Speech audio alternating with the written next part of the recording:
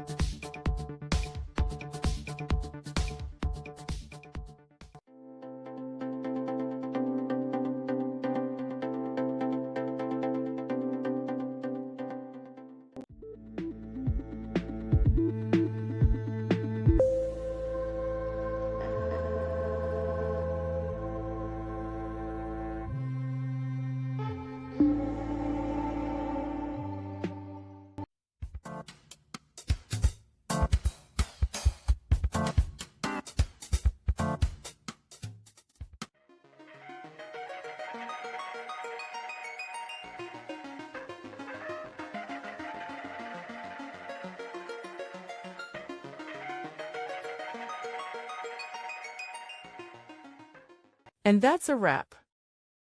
I hope you found the answer you were looking for.